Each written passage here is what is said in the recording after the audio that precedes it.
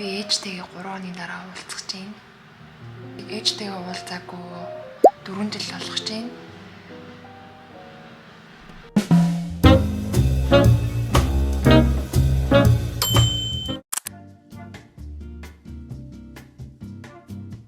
...2022 оны 5 сард би анх Америкт 2 жил дамдаага бууж исэн.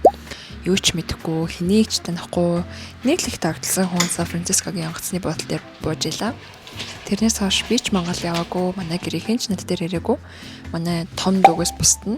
Тэгэхээр энэ бүх хугацаанд жил гарангийн өмнө дүүтэйгээ уулзснаас өөр гэрийнхэнтэйгээ уулзаг байгаа.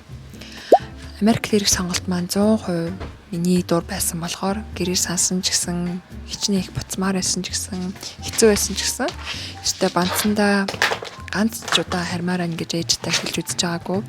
Гэтэ 7 хоногийн өмнө намайг баярлуулахаар эсвэл бараг шагнахаар ч гэх юм уу над дээр ээж маань ирэх шийдвэр гаргасан байгаа. Тэгээ энэ шийдвэр гинт гарсан болохоор ч тэр юм уу худлаа юм шиг санагдаа жоохон итгэхгүй л байгаа одоогийн байдлаар. Тэгээ ирнэ гэдгийг нь мэдснээс хойш ээжтэйгээ юу хийж чадах, хаашаа явах, юу үзэх, юу харах гэд хийх зүйлсэн ч гэсэн алдууд үнэхээр их байгаа. Тэгээд гэтээ эхлээд хэдүүлээ гэрээ цэвэрлэцгээе.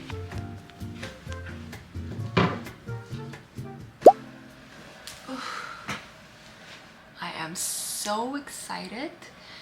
Гинт ингээл манай ээж хоёрын гинт юм шийдвэр гаргаад ээж ирэхээр болцсон. Тэгээд ер нь бүр яг 7 оны өмнө л энэ шийдвэр гараад уцаар ирсэн чинь ээж нь 7 оны дараа очтоо гэдгсэн. Тэгээ би бүр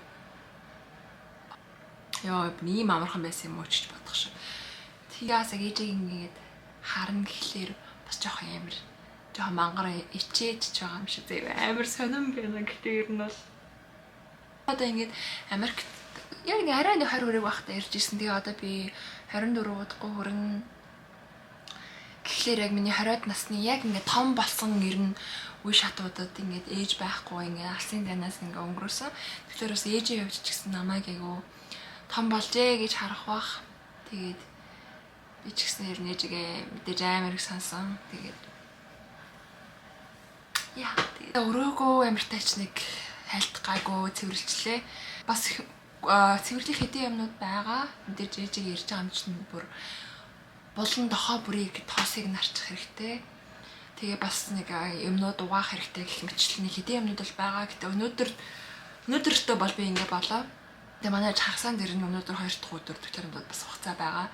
Өнөөдөр нь бас өөр их харьцуулаад байгаа болохоор тэдрийг түрүүнд тавих хэрэгтэй. Тэгээ ямар ч тааш би ээжийг ирэхэд бас нэг авч бэлдэх хэрэгтэй юмнуудаа лист гаргачих гэж бодлоо. Тэгээд зөв нэг ойр зүрэн л нэг ээжэд хэрэгтэйш магадгүй гэсэн юмнуудыг зүгээр ингээд бэлдэж тавьвал гоё яах гэж таад.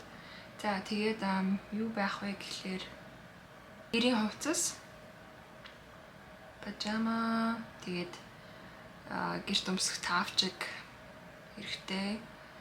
Тэгээд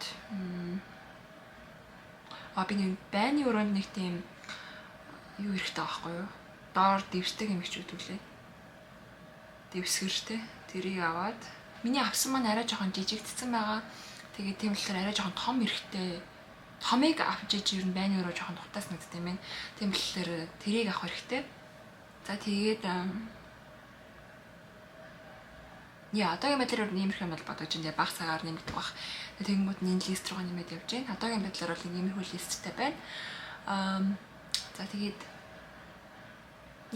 одоо энэ бичлэг хэрвээ та нар үзэж байгаа юм бол манай ээжийг маргааш ирэх чинь гэсэн үг.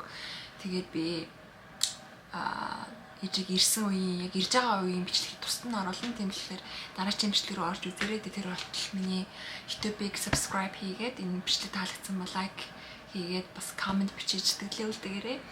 Тэгээд ээжтэйгээ өнгөрөх хугацаагаа би айгуу гоё энэ завшааныг ашиглаад YouTube дээр айгуу олон гоё бичлэг хийж үзэж байгаа. Би өглөө эрт хичээлтэй байж байгаад өглөөнийхөө бичлэгийг бич чадсангүй. Тэгээ би одоо сургууль дээр байна. Өглөө би 6-аас 6:20-30 ирсэн болохоор бүр яг энэ нарны урдаас гараас удаж бүр уулам нойрч.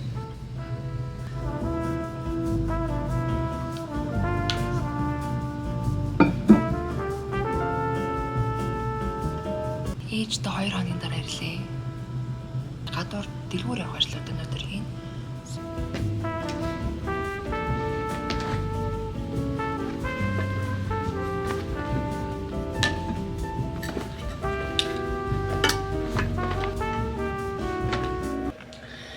За гэртээ ирээд ямар ч тач байны өрөөгөөсөө цэвэрлээд дуусчлаа энэ хайр хамнуудаа угаад. Тэгээд бүр халуутсан байж ийн. Өнөөдөр ямар ч тач байны өрөөгөө цэвэрлэн ингээ бодсон байсан. Энийг хийчлээ.